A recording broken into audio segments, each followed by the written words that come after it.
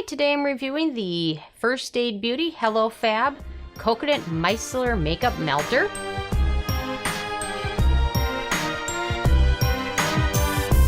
And really quick, I just want to say I purchased all these products with my own money, so you know you can trust my opinion is what I honestly believe.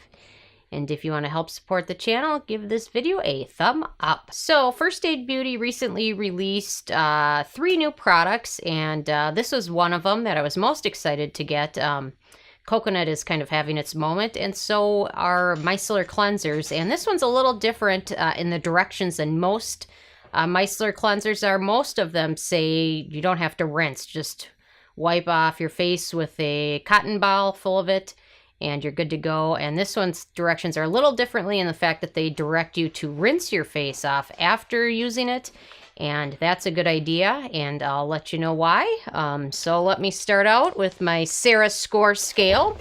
My first criteria is packaging. Who's in the box? What's in the box? And they've done a very nice job packaging this. I like the bottle that's got a pump on it. And actually the pump is nice because you can actually close it too, which is kind of becoming a new feature, but a lot of pumps don't have that. So if you travel a lot, that's kind of a nice feature to have. But otherwise, I really appreciate the pump packaging, and the clear bottle is covered mostly with a label, so it does protect most of the product from light, and it's all protected from air. So overall, the packaging is very nice. They've done a good job with it. My second criteria is alcohol. Alcohol, the cause of and solution to all of life's problems. And this does not contain any denatured alcohol. My third criteria is fragrance. What is that smell? And this does have a scent to it, but it's from the coconut water and the coconut oil in it, so it's not fragrance that's been added, so it's not an issue. And coconut is a good for your skin product, good antioxidant. So it does have a natural scent. That doesn't necessarily mean that all ingredients that have a scent are good for you. You kind of have to look at it and do a little bit of research, because most product or ingredients that have a scent are usually not so good for you, but this one is okay. So I get a thumb up there. My fourth criteria is the manufacturing location. This is made in the U.S. Made in America. No issues there. My fifth criteria is ease of use. That was easy. And it's very easy to use. I'm going to just give you a little swatch on my hand there, but a little bit on a cotton ball, or even if you just do it on the tips of your fingers and you just rub it into your skin on your face. It even works well with good solid mascara, waterproof mascara. This does a great job of removing all of that and every trace of makeup, so I really appreciate that. So you can do it that way, or just apply it to a cotton ball and swab it over your face, and then afterwards rinse it. And a lot of micellar cleansers don't say that. They just say if you take a cotton ball, swipe it over, you're good to go. But in my opinion, with all micellar cleansers, you want to rinse it. Now, it's not always true of toners and other things like that, but in typical, if you're using something to remove makeup afterwards, you want to rinse it, because it does contain a residue, and a lot of the micellar cleansers contain surfactants that do the job of kind of pulling out the makeup and kind of removing it from your skin. So no matter what, there's always going to be a residue on there, and most of them contain some type of surfactants, which are not good for your skin. And even if it looks like your makeup is removed and you don't rinse it, there's still residue of it on there.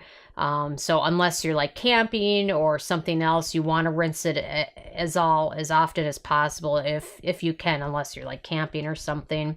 Even like the makeup wipes, like the wet wipe things, after you use those, I would still recommend rinsing. I think if you haven't been doing that and you start doing that and you do use micellar cleansers or wipes on a frequent basis, I think you'll notice a big improvement in your skin, just because you'll be removing that residue and those surfactants, which can dry out and irritate skin. So that's my big recommendation. I like that they have recommended doing that on this. Most micellar cleansers don't say that. In fact, most of them just say wipe it off with a cotton ball and then you're good to go. They don't recommend rinsing, but I think if you start rinsing, you'll notice a big improvement in your skin. So that's kind of my soapbox there. But anyway, so just remember, like toners and things like that you're not using as the purpose to remove makeup, you don't need to worry about rinsing. Most of them contain some good antioxidants and things like that. So, yeah. So anyway, that's kind of my little speech for today. So, anyway, so on to number 6, which is antioxidants. And this does contain some very good antioxidants. It's got a lot of good ones. Licorice, green tea, goji berry. It also has feverfew, which is good in general. There's some components to feverfew, which part of it is a process that they have to go to remove part of that extract. And all of the other First Aid Beauty products that I've tried that have feverfew, in fact, most of their products have that. Anytime I've contacted the company or heard from them that they've gone to the extra length to kind of extract the bad stuff from the feverfew to make it actually good for your skin. Because in and of itself, it's not necessarily good, but if they go through that process to remove, it's kind of a component of it. It starts with a P and I can't pronounce it, but if they go to the length to remove that, it's always good. And First Aid Beauty, in my experience, has always removed that, so I'm going to give them the benefit of the doubt and assume that they've done that since they've always been doing that in the past. So I'm going to give them credit for that as an antioxidant, but the sad thing is you're rinsing it off, so you're not getting much benefit from the antioxidants.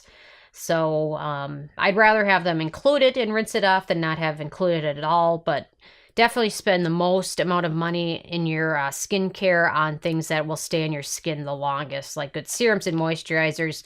But if you have extra money and want to buy something like this, definitely go for it and spend a little bit more money on something that's good.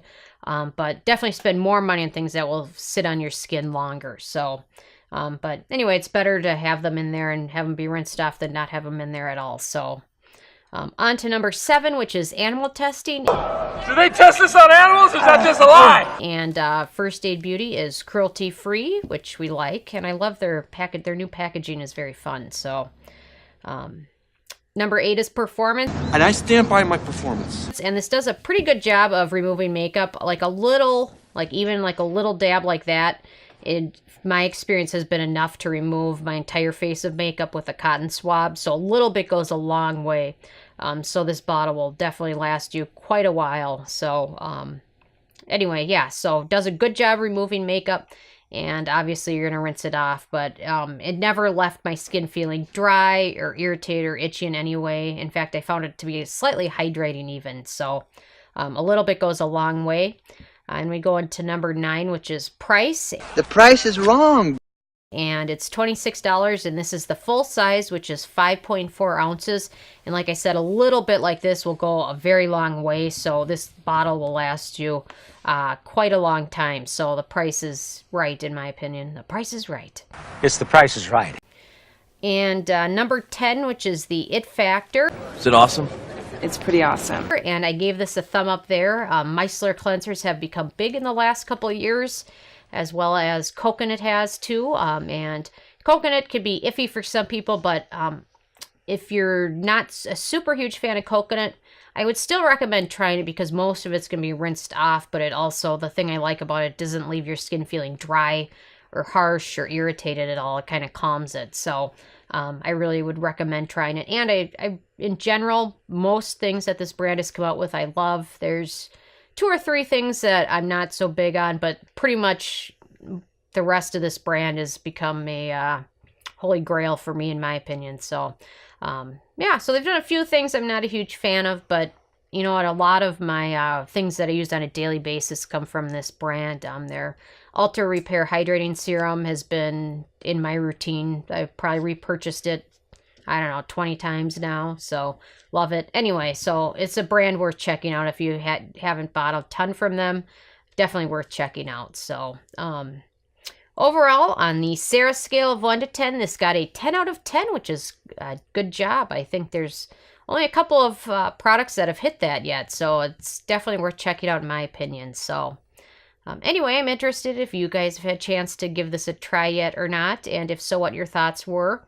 Or if you've tried anything else from First Aid Beauty, what have you tried and how have you liked it? I know a lot of people really like their face cleanser and their their lotion that they've got, their moisturizer, that's a solid one. I use it more for my body than my face, but they've got a lot of good products out there. So anyway, so what have you tried and how have you liked it? So I love hearing from you guys. Leave a comment. Feel free to subscribe if you're not already. I come out with at least one new review every day. Check out nobsbeauty.net and the Amazon link below. Thank you so much, guys.